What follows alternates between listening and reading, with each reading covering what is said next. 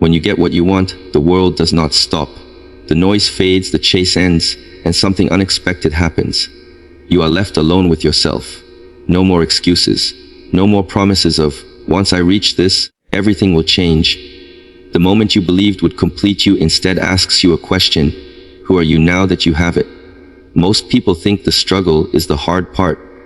It is not. Struggle gives you direction. It gives you purpose. It gives you a reason to wake up hungry. But when you get what you want, the hunger disappears, and without hunger, many lose discipline. Comfort feels earned. Effort feels optional. This is where people quietly fall, not through failure, but through ease. When you get what you want, your habits are exposed. If discipline was built only to survive, it will collapse in comfort. If humility existed only because you had nothing, arrogance will appear the moment you gain something. Success does not change you, it reveals you. It turns the volume up on what was already inside. You may expect happiness, but often what comes first is silence. Desire was loud. It filled your thoughts, guided your actions, justified your sacrifices. Fulfillment removes that noise, and in that silence, many feel lost. They rush to set a new goal, not because they are ready to grow, but because they are afraid to sit still and face what remains when achievement no longer distracts them. When you get what you want, attachment is born. Fear replaces hunger. You stop asking how far you can go and start worrying about what you might lose. You begin protecting instead of progressing. Growth slows, not because you cannot move forward, but because you are afraid to disturb what you have gained. Recognition follows success, and with it comes another test. Praise can weaken you if you depend on it. If your confidence is built on approval, silence will shake you. If your identity is tied to results, criticism will feel like an attack. Strength is not proven by applause, but by who you remain when it disappears. What you get also comes with weight. More responsibility, more expectation, more influence. If you are not prepared internally, victory becomes pressure. You feel watched. You feel compared. You feel the need to maintain an image. The achievement that once motivated you begins to control you. Comfort is the most dangerous reward. It tells you to slow down, to relax your standards, to break the routines that built you. It convinces you that you deserve ease. But discipline that disappears after success was never discipline, it was desperation. Real discipline stays when nothing is forcing you. When you get what you want, you learn that no outcome can give you lasting peace. Peace comes from control of self, from stability of mind, from consistency of action. Without that, no amount of success will feel enough, and every achievement will demand another. Some people reach the top and realize they trained their skills, but not their character. They built results, but not resilience. They mastered the world, but not themselves. And when circumstances change, as they always do, they collapse because there is nothing solid underneath. Others understand a deeper truth. They do not stop when they get what they want. They refine. They simplify. They remain disciplined. They treat success as responsibility, not reward. They know that the goal was never the achievement itself, but the person they became while pursuing it. When you get what you want, the question is not what's next. The question is whether you are strong enough to carry it without being owned by it. Whether you can remain humble in abundance, disciplined in comfort, and calm when there is nothing left to prove. Because the world does not break people through failure. It breaks them through success they were not prepared to hold. Achievement is often treated as a finish line, a place where effort stops and satisfaction begins. People imagine that once a goal is reached, life will finally make sense, peace will arrive, and the struggle will disappear. But achievement is not an ending point. It does not close a chapter. Instead, it acts as a mirror, reflecting back the truth of who you have become during the process of reaching it. What you see in that reflection can be empowering or uncomfortable, depending on the foundations you built along the way. While chasing a goal, identity is simple. You are the one who is striving, pushing, sacrificing. Your flaws are hidden behind effort. Your weaknesses are excused by struggle. Fatigue feels meaningful because it has direction. But when achievement arrives, the disguise is removed. There is no longer a reason to run forward blindly. You are forced to stand still and face what remains when the desire is fulfilled. If discipline was only used as a tool to reach the goal, it often disappears once the goal is achieved. If patience was practiced only because circumstances demanded it, impatience returns quickly. If humility was worn only because you had not yet succeeded, pride emerges the moment recognition arrives. Achievement exposes whether your values were genuine or temporary strategies. It shows whether your character was trained or merely borrowed from necessity. Many people are surprised by emptiness after success. They expect joy but feel restlessness. They expect confidence but feel anxiety. This happens because the goal gave them structure, not meaning. Once the structure is gone, they are left alone with themselves. The mirror shows that the inner world was neglected while the outer world was being built. Achievement does not create this emptiness, it reveals it. Achievement also reflects how you relate to control. Those who lacked inner stability during the climb often become obsessed with protecting what they gained. Fear replaces hunger. Risk becomes threatening. Growth slows down. The mirror shows insecurity disguised as caution. On the other hand, those who train themselves beyond the goal see achievement as a checkpoint, not a possession. They understand that nothing external can be held forever, so they focus on maintaining inner order rather than external guarantees. The way you handle recognition is another reflection.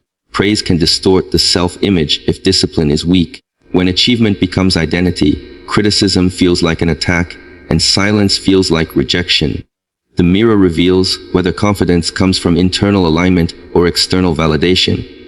Those who relied on applause feel lost without it. Those who relied on self-respect remain steady regardless of attention. Achievement also reveals how you deal with responsibility. Success amplifies impact. Decisions matter more. Influence grows. If accountability was avoided before, it becomes dangerous now. The mirror shows whether you are capable of carrying weight without becoming rigid or careless. Power without self-awareness leads to corruption of intention. Growth without responsibility leads to collapse. Comfort is another test revealed by achievement. Struggle naturally sharpens focus. Comfort dulls it. When life becomes easier, habits weaken unless they were deeply rooted. The mirror exposes whether your routines were built on discipline or desperation. If effort was driven only by pressure, comfort dissolves it. If effort was driven by principle, comfort does not change it. Achievement also reflects your relationship with time. Some people rush immediately toward the next goal, unable to sit with stillness. Others cling to past success, reliving it repeatedly. Both reactions reveal avoidance. One avoids reflection through constant movement. The other avoids growth through nostalgia. The mirror asks a harder question. Can you remain present without chasing or clinging? Perhaps the most uncomfortable reflection is this: achievement does not make you better. It makes you louder. Whatever exists inside you becomes amplified. Ego becomes arrogance. Insecurity becomes control. Wisdom becomes guidance. Discipline becomes stability. Achievement does not transform character, it exposes it at a higher volume. This is why true preparation for success happens long before success arrives. It happens in solitude, routine, restraint, and self-observation. It happens when no one is watching and nothing is guaranteed. The mirror of achievement is unforgiving, but it is honest. It does not judge. It simply shows. Those who understand this stop worshipping outcomes and start refining process. They train not just to reach goals, but to remain intact when they do. They build inner order so that external change does not disturb them. They understand that achievement is not proof of worth, but evidence of preparation, and preparation is never finished. When achievement arrives, it asks no questions, gives no instructions, and offers no comfort. It only reflects, and what you see determines whether success becomes a foundation for further growth or a ceiling that traps you inside the version of yourself you never fully examined. Desire feels loud because it occupies the mind constantly. It speaks in repetition, urgency, and imagination. It pulls attention forward and convinces you that fulfillment lies just beyond the next effort. While desire is unfulfilled, it creates momentum. It gives direction to thought and meaning to struggle. Every obstacle becomes tolerable because the promise of satisfaction seems close.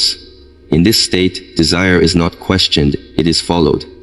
The mind amplifies desire through anticipation. It rehearses outcomes, visualizes rewards, and builds emotional attachment to possibilities that do not yet exist.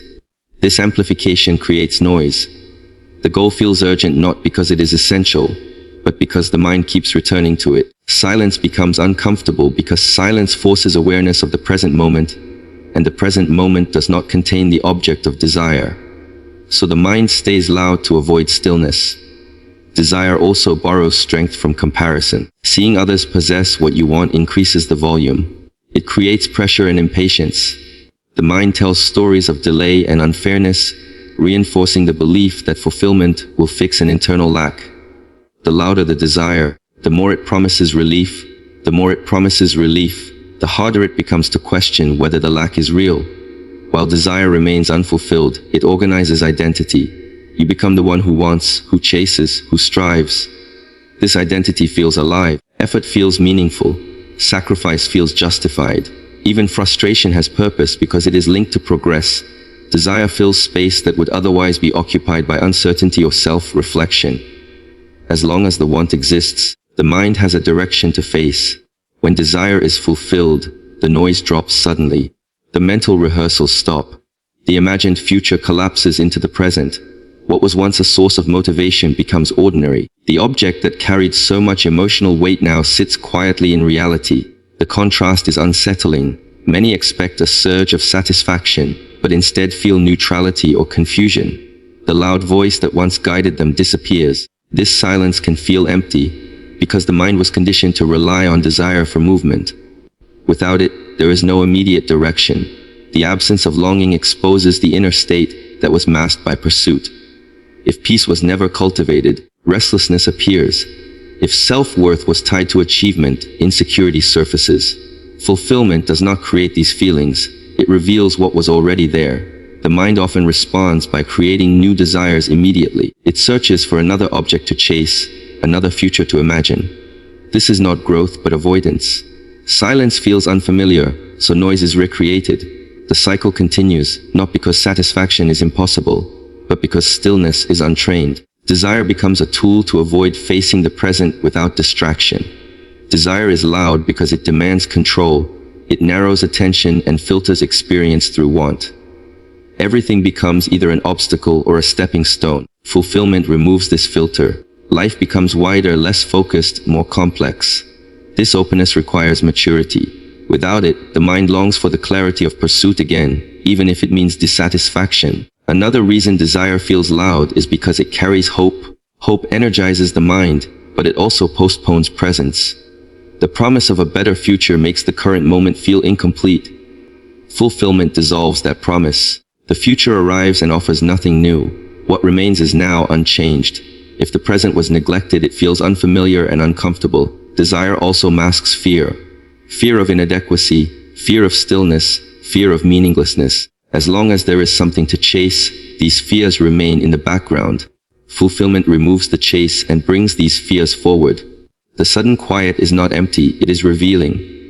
It shows what desire was protecting you from seeing. Over time, repeated fulfillment teaches a lesson if observed carefully. The volume of desire decreases not because wanting stops, but because understanding grows. You begin to see that desire is not wrong, but unreliable as a source of fulfillment. You notice that satisfaction is temporary and silence always follows. This awareness changes your relationship with wanting. When desire is understood, it no longer shouts. It becomes a signal rather than a command. You can act without attachment, move without illusion, and achieve without expecting completion. The mind becomes quieter because it no longer depends on future outcomes to justify the present. The loudness of desire is not a flaw, but a stage. It is necessary to move forward, to learn effort, to experience consequence. But it is not meant to dominate forever. Fulfillment is not meant to be an endpoint of pleasure, but a doorway into clarity. When the noise fades, what remains is not emptiness, but an invitation to see yourself without distraction, to meet the present without expectation, and to realize that silence was always there, waiting beneath the sound of wanting. What you want holds power long before you possess it. The moment desire forms, a relationship begins, and that relationship can move in two directions. It can become a source of energy, clarity, and growth, or it can tighten into attachment, anxiety, and dependence. The difference is not in the object of desire, but in the way the mind relates to it. When what you want is seen as a direction rather than a solution, it can free you. It gives structure to effort without defining your worth. You act with intention but remain flexible. Progress becomes meaningful without becoming personal. In this state, desire sharpens focus, but does not consume it. You move forward while remaining present, aware that fulfillment will not complete you, only inform you. Enslavement begins when desire is tied to identity. When wanting becomes proof of value, every delay feels like failure. Every obstacle feels personal. The mind narrows, constantly measuring itself against outcomes. Freedom disappears because peace is postponed. Life becomes a waiting room, and the present moment loses importance. What you want now controls how you feel, how you judge yourself, and how you relate to others. The promise of desire is often exaggerated by imagination. The mind creates a future where fulfillment resolves discomfort, insecurity, or uncertainty. This imagined relief becomes addictive. The stronger the promise, the tighter the grip. You begin to tolerate dissatisfaction in the present because you believe it will be redeemed later. This belief turns desire into a contract, one where happiness is always delayed and conditional. When desire enslaves, fear becomes its companion. Fear of not getting what you want, fear of losing progress, fear of being surpassed. These fears quietly dictate behavior. Choices become defensive rather than intentional. You avoid risks that might threaten the desired outcome, even if they would lead to growth. Desire that once motivated now restricts movement.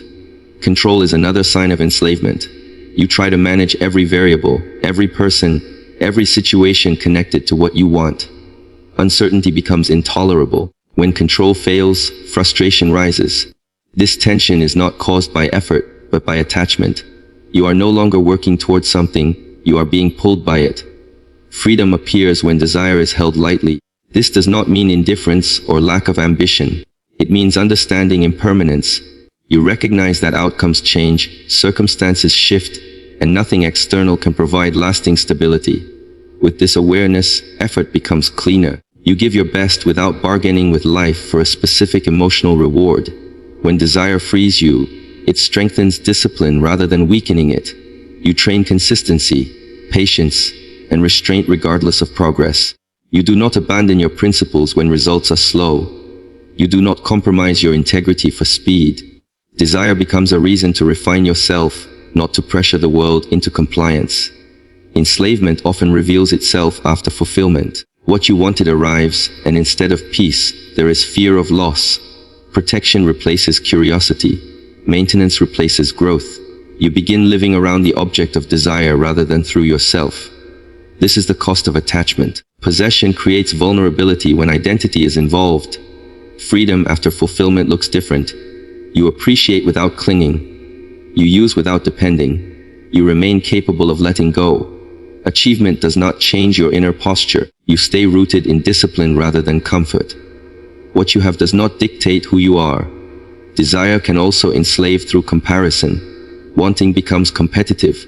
Satisfaction is measured against others rather than internal alignment. Even achievement feels empty because there is always someone ahead. The mind stays restless, always scanning for validation. Freedom returns when comparison is replaced by self-awareness. You measure progress by consistency, not position. Another form of enslavement appears when desire replaces purpose. The object becomes more important than the process. Shortcuts become tempting. Values become flexible. You justify behavior that once felt wrong because the goal feels urgent. In this state, even success feels heavy because it carries the weight of compromise. Purpose-driven desire, by contrast, clarifies behavior. You know why you act, not just what you want. Even if the outcome changes, the direction remains meaningful. You are not shaken by delays or detours because your sense of self is not dependent on a single result. Ultimately, what you want reflects your level of awareness. Unexamined desire controls. Examined desire educates. When you observe wanting without immediately obeying it, space appears. In that space, choice replaces compulsion. Effort becomes voluntary. You move not because you must, but because you decide. Freedom is not achieved by eliminating desire, but by mastering the relationship with it. The same goal that traps one person can liberate another. The difference lies in whether desire is used as a tool for growth or allowed to become a ruler over the mind, shaping emotions, decisions, an identity from the shadows of unchecked attachment.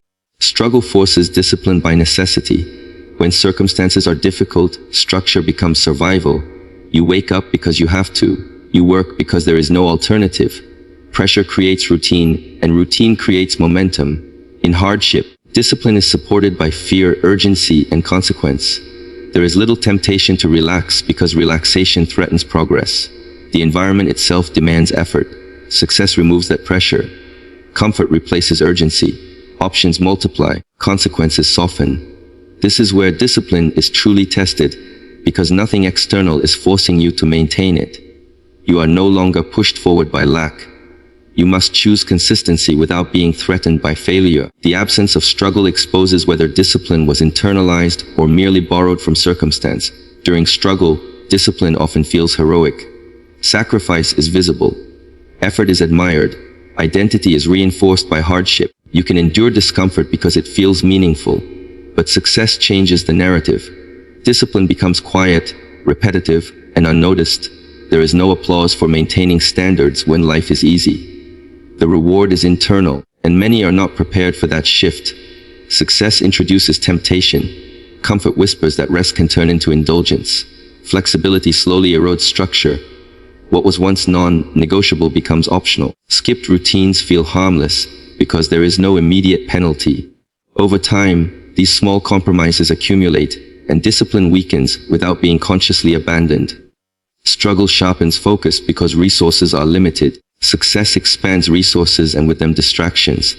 Opportunities, invitations, and choices compete for attention. Without discipline, energy scatters. You become busy without being intentional. Productivity is replaced by activity. Discipline in success requires restraint, the ability to say no even when you can say yes. Another challenge of success is identity shift. During struggle, identity is built around effort. When success arrives, identity often shifts towards status or outcome. Discipline then becomes optional because self-worth is no longer tied to consistency but to past achievements. Living on previous effort is seductive. The past becomes a shield against present laziness. Success also reduces external accountability. When you are climbing, feedback is constant. Mistakes are obvious. Failure corrects behavior quickly. After success, feedback becomes filtered.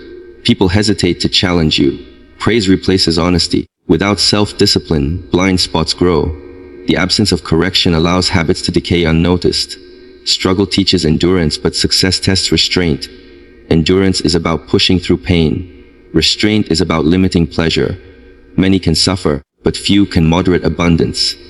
Discipline in success means maintaining simplicity when complexity is available, maintaining effort when ease is accessible, and maintaining humility when validation is offered. There is also the challenge of complacency. Success creates a false sense of security. You begin to believe that what you have will remain without continued effort. Discipline feels unnecessary because the system seems stable. But stability without maintenance is fragile. Skills dull, standards drop, and awareness fades. When change eventually arrives, the foundation is weaker than before. Struggle keeps the ego small. You are constantly reminded of your limits. Success inflates the ego subtly. You begin trusting comfort instead of process. You rely on reputation rather than preparation. Discipline requires humility, and humility is harder to maintain when you are rewarded and recognized. Success also changes your relationship with time. During struggle, time feels scarce and valuable. You plan carefully. After success, time feels abundant. Procrastination becomes easier. Without discipline, time is wasted rather than invested. The cost is not immediate but cumulative. True discipline in success is self-directed. It is not reactive. It does not depend on motivation or pressure. It is guided by principle rather than emotion. You train even when there is no visible reason to train. You prepare even when nothing is threatened. This level of discipline is rare because it offers no external reward. Many fall not because they lacked strength, but because they stopped practicing it. Success did not defeat them. Comfort did. Discipline that survives success is built on identity rather than outcome. You do not train to achieve. You train because that is who you are. When discipline is internal, success does not weaken it. It refines it. You become more precise, more intentional, more selective. You understand that ease is temporary and effort is foundational. You respect the process that brought you forward and continue honoring it, even when the results are already visible. The greatest test of discipline is not whether you can push yourself when life is hard, but whether you can hold yourself to the same standards when life offers you every reason not to. When nothing is forcing you to try, when stopping would go unnoticed, and when comfort invites you to forget the habits that built you in the first place. Victory is often imagined as relief, as a moment when weight is lifted and effort finally pays off. People chase it believing that once it is achieved, pressure will disappear and life will become lighter. But victory does not remove weight. It shifts it. If you are not prepared for that shift, what you worked so hard to gain begins to press down on you.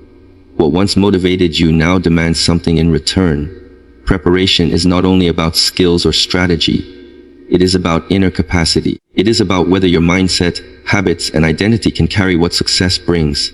Victory amplifies everything. Responsibility increases. Expectations rise. Attention follows. If your inner structure is weak, the added weight cracks it. The achievement itself is not the problem. The lack of readiness is. Unprepared victory creates fear. Fear of losing what you gained. Fear of being exposed. Fear of not being able to repeat success. Instead of confidence, there is tension. Instead of gratitude, there is anxiety. You begin guarding your position rather than expanding your ability. Energy that could be used for growth is spent on protection. When victory arrives before maturity, identity becomes fragile. You start defining yourself by the outcome instead of the process. Any threat to the result feels like a threat to the self. Criticism becomes unbearable. Challenges feel personal. You stop experimenting because failure now seems too costly. The very thing that should open possibilities begins to close them. Victory also attracts attention. Praise, expectations, and comparison follow closely behind. If you are not prepared, this attention distorts perception. You start seeing yourself through the eyes of others. Validation becomes necessary. Silence feels like rejection. Decisions become influenced by image rather than integrity. The burden is not fame or recognition itself, but dependence on it. Another weight of victory is responsibility. Success expands influence. Choices affect more than just yourself. If responsibility was avoided before, it becomes overwhelming now. Avoidance turns into stress. Procrastination turns into chaos. The burden grows because leadership without preparation is pressure without direction.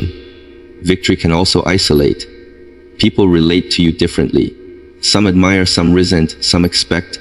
If you are not grounded, this shift creates distance and mistrust. You may feel misunderstood or alone. Without inner stability, isolation turns into bitterness. The burden is not separation, but the inability to remain connected without losing yourself. Comfort is another hidden weight. Victory often brings ease, resources, and flexibility. Without preparation, comfort weakens discipline. Structure dissolves slowly. Standards lower quietly. What once required effort becomes optional. Over time, the foundation erodes. The burden appears when you realize you can no longer rely on the habits that once sustained you. Unprepared victory also disrupts purpose. When the goal is achieved, direction can disappear. If your identity was built entirely around reaching the outcome, there is confusion afterward. You ask what comes next, not from curiosity, but from emptiness. The burden is not lack of goals, but lack of meaning beyond achievement. Prepared victory feels different. It does not shock the system. It integrates smoothly because the inner world has been trained alongside the outer pursuit. Discipline is already in place. Identity is not tied to status. Loss is not feared excessively. Growth continues naturally because the process matters more than the result. Preparation builds flexibility. You understand that victory is temporary. You are ready to adapt when conditions change. You do not cling. You do not panic. You remain effective because your confidence comes from competence, not from outcome. Prepared individuals do not rush to defend their success. They refine it.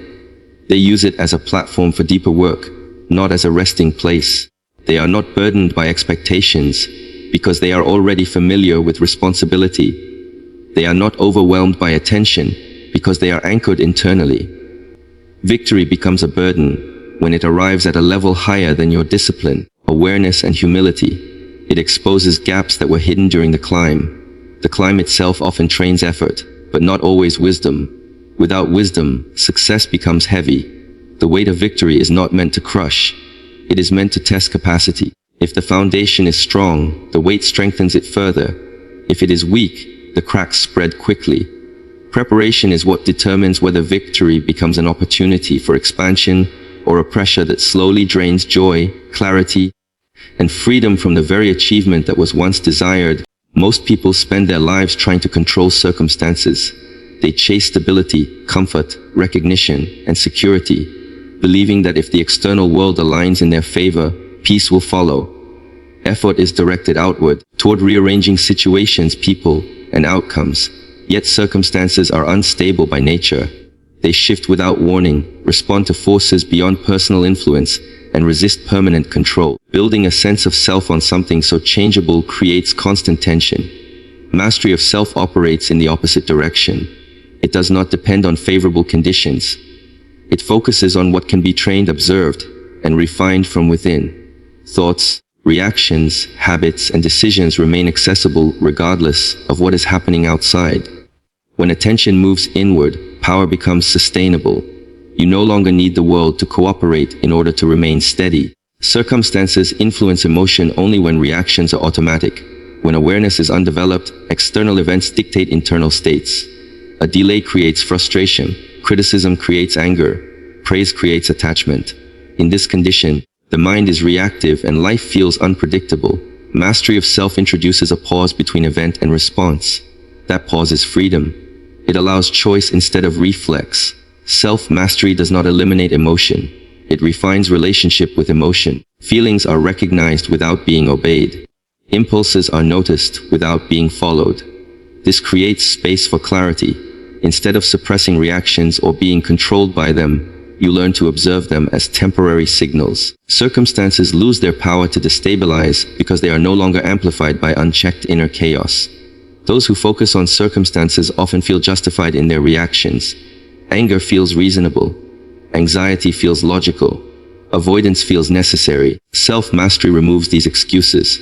Responsibility shifts inward. You recognize that while events may be uncontrollable, interpretation and behavior are not. This realization can be uncomfortable, but it is also empowering. Mastery of self requires discipline, not force. It is built through consistent observation and practice. Daily habits, routines, and standards create stability independent of mood. You act according to principle rather than impulse. This consistency becomes a reliable anchor when circumstances change. While the external world fluctuates, your internal structure remains intact. Control of circumstances creates dependency. When things go well, you feel calm. When they go poorly, you feel threatened. Self-mastery creates independence. You remain composed in both success and difficulty. This does not mean indifference but balance. Engagement without attachment becomes possible. Circumstances often distract from inner work because they provide visible targets. It feels productive to fix, chase, or defend. Inner mastery is quieter and less visible. Progress cannot always be measured externally. This makes it easy to avoid. Yet without inner order, external success eventually becomes unstable. What you build outwardly reflects the state of your inner discipline. Mastery of self also reshapes ambition. Goals remain, but they no longer define worth. Failure becomes information rather than identity. Success becomes responsibility rather than validation. This shift reduces fear. You can take risks without being destabilized by outcomes because your sense of self remains grounded. When circumstances are prioritized, blame becomes common. When things go wrong, something or someone must be at fault. Self-mastery reduces blame by increasing ownership. You focus on response rather than cause. Energy is directed toward adjustment instead of resentment. The ability to endure discomfort is a central aspect of self-mastery. Circumstances often cannot be changed immediately. Without inner strength, discomfort becomes intolerable. You seek escape, distraction, or control. With self-mastery, discomfort is endured without resistance. This endurance prevents impulsive decisions that create long-term problems. Self-mastery also clarifies values. When emotions no longer dominate decisions, principles guide action. You know what matters and act accordingly, even when circumstances encourage compromise. Integrity becomes stable because it is internally regulated rather than externally rewarded. The more self-mastery develops, the less dramatic circumstances appear. Challenges remain, but they lose their emotional charge. You respond with assessment rather than panic. You adapt rather than resist. Life becomes less about winning against the world and more about maintaining alignment within it. Circumstances will always change. Health fluctuates. Relationships evolve. Opportunities appear and disappear. No amount of control can prevent this. Self-mastery provides continuity through change. It is the one element that can be carried through every situation without loss. The true goal is not to arrange life perfectly, but to develop the capacity to meet life as it is. When the self is mastered, circumstances become training rather than threats, information rather than obstacles, and experiences rather than definitions of worth.